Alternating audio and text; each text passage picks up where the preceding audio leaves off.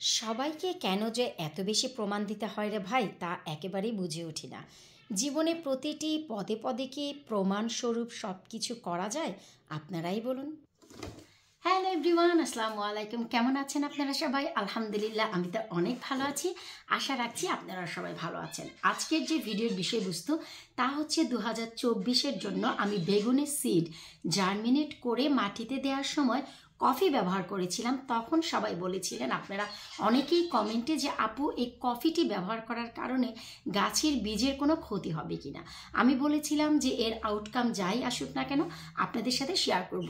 তো সেটাই শেয়ার করার সময় হয়ে গেছে। বীজ জার্মিনেট করে আমি পটে দিয়েছি আজ পুরোপুরি 4 দিন। তো চলুন এই 4 দিন পর আমার বীজ ব্যাংকের বীজের অবস্থা এবং যেই গ্রিন হাউসের ভিতরে আছে তার কি অবস্থা আপনাদের সাথে একটু শেয়ার করি। আর পরবর্তী স্টেপ, খাদ্য ও যত্ন। একটু অবাক হলেও এই 4 দিনের বাচ্চারও যত্নের প্রয়োজন আছে। চলুন আমরা সেটা ধাপে ধাপে এগোচ্ছি। শুকর আলহামদুলিল্লাহ, এই হচ্ছে আমার বেগুনের বীজ জার্মিনেট করে আমি যে রেখেছিলাম ঠিক এইরকম একটি ট্রেতে। এই যে দেখুন, যার উপর দিয়ে কাভার করে একটি গ্রিন হাউসের মতো আমি বানিয়ে রেখেছিলাম। শুকর আলহামদুলিল্লাহ, এই হচ্ছে তার বর্তমান অবস্থান। এই যে দেখুন, প্রতিটি ঘরেই কিন্তু আমাদের বেগুনের চারা বের হয়েছে। শুকর আলহামদুলিল্লাহ, এখনো পর্যন্ত কিন্তু বেগুনের বীজ থেকে এই যে দেখুন বের হচ্ছে। এই যে দেখুন, আমি একটু কাছ থেকে দেখাচ্ছি। এই যে দেখুন, এই যে দেখুন, এই যে দেখুন। তো আমরা যে কফি দিয়েছিলাম, যার কারণে আমাদের কিন্তু গাছের বীজে কোনো ক্ষতি হয়নি, তা আমি আপনাদের একেবারে পরীক্ষা হিসেবে প্রমাণস্বরূপ দেখিয়ে দিলাম। এই যে দেখুন কত চমৎকার অবস্থায় আমার বেগুনের বীজগুলো সব হয়েছে। তো এই যে বেগুনের বীজগুলো, এগুলো শুকর আলহামদুলিল্লাহ সবই আশা রাখছি বেঁচে যাবে। ওই রকমভাবেই আমি আসলে মেনটেন করার চেষ্টা করব। তারপরেও সবগুলো বীজ যেমন ফার্টাইল হয় না, সব বীজ থেকেও চারা বেঁচে থাকে না। এটা যারা আমরা বাগান করি কম বেশি কিন্তু আমরা সবাই জানি।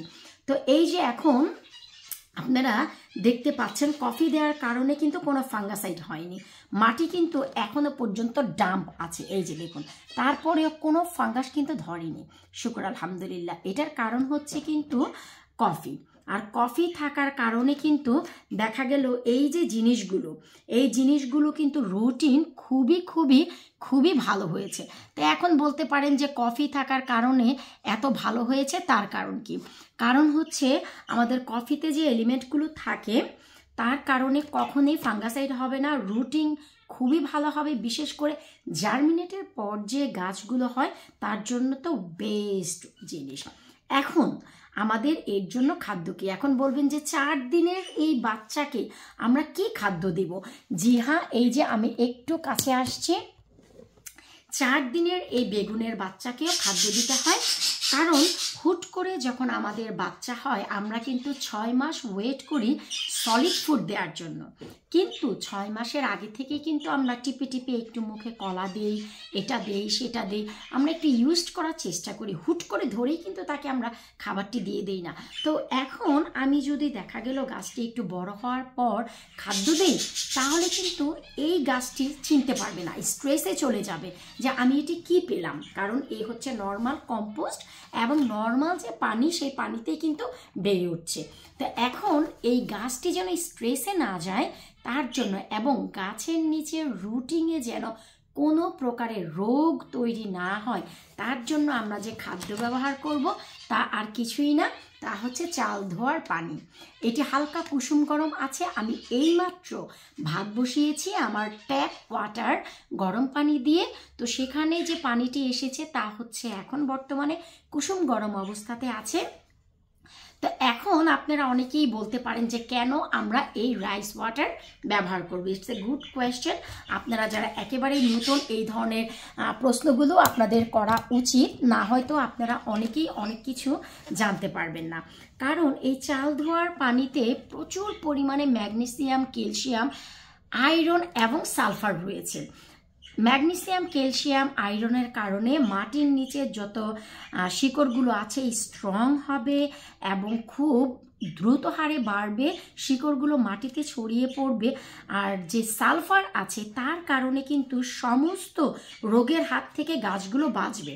আর চাল ধোয়ার পানিতে যে মূল উপাদান রয়েছে যা আপনারা অনেকেই জানেন না, তা হচ্ছে thymine B1, thymine vitamin B1। জি হ্যাঁ, এখন এই থায়ামিন ভিটামিন B1 এর কারণে মাটির নিচে কোনো প্রকারের রোগ তৈরি হবে না এই ঠান্ডায়, কারণ মাটির ডাম্প থাকার কারণে কিন্তু মাটির নিচে রোগ তৈরি হয়, আর তাতে করে শিকড়গুলোকে একেবারে মেরে ফেলে। তো এখন এই যে আপনারা একটু লক্ষ্য করবেন যে খাবার আমি দিচ্ছি কি পরিমাণ। এই যে একটি গাছ, দ্যাটস ইট, প্রত্যেকটি গাছে শুধু একটি করে স্প্রে পাম্প করবেন। এতে করে মাটিতে যে চাল ধোয়ার পানিটি গেল, এতে করে গাছ ইউজড হলো, যে পরবর্তীতে এই জিনিসটি যদি আসে তাহলে আমাকে এটি বহন করতে হবে। আর তার সায়েন্টিফিক একটি খুব বড় রিজন আমি আপনাদের এখন এক্সপ্লেন করব। প্লিজ ভিডিওটি শুরু থেকে শেষ পর্যন্ত না টেনে আপনারা দেখার চেষ্টা করবেন, এতে করে আপনারা জানতে পারবেন এই চাল ধোয়ার পানিটি আমরা এখন কেন দিচ্ছি। তো এই যে দ্যাটস ইট, এর থেকে বেশি কিন্তু আমাদের চাল ধোয়ার পানির আর কোনো প্রয়োজন নেই। তো এখন আসুন রে ভাই, আবার আমরা চলে আসছি আমাদের মূল ফর্মে, মানে আমিও ক্যামেরায় চলে এসেছি। তো এই যে আমরা চাল ধোয়ার পানি কেন ব্যবহার করলাম, এই যে থায়ামিন ভিটামিন B1 থাকে, এর কারণে মাটির নিচে কোনো রোগ হবে না, কোনো প্রকারের গাছ স্ট্রেসে যাবে না, এবং আয়রন এবং সালফার থাকার কারণে আমাদের এখানে অতিরিক্ত যে অ্যাসিডিটি তা তৈরি হবে না, ম্যাগনেসিয়াম ক্যালসিয়ামের কারণে মাটির নিচে যে এই যে গাছের ছোট ছোট শিকড়গুলো তাই স্ট্রং থাকবে।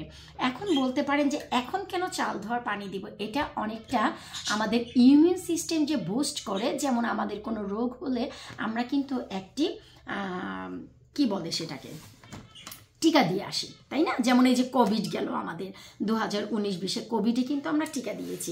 প্রতি বছর তার বুস্টার আমরা কেন দিচ্ছি, যেন আমরা বুস্টার দেওয়ার কারণে আমাদের শরীরে এই যে ইমিউন সিস্টেমটি যে তৈরি হচ্ছে, পরবর্তী বছরে যদি আমাদের শরীরে বাই মিস্টেকে কোভিড ঢোকে তাহলে কিন্তু এটা পরিচিত, আমাদের ইমিউন সিস্টেম জানবে যে আরে এ তো পরিচিত, অলওয়েজ আসা যাওয়ার মধ্যেই আছে, শরীর কিন্তু মোটেও ঘাবড়ে যাবে না। ঠিক তেমনি হুট করে চাল ধোয়ার পানি না দিয়ে এই যে magnesium, iron, sulphur, thymine, vitamin B1 এটা হঠাৎ করে যদি দেন আপনারা, তাহলে কিন্তু এই স্ট্রেসে চলে যাবে।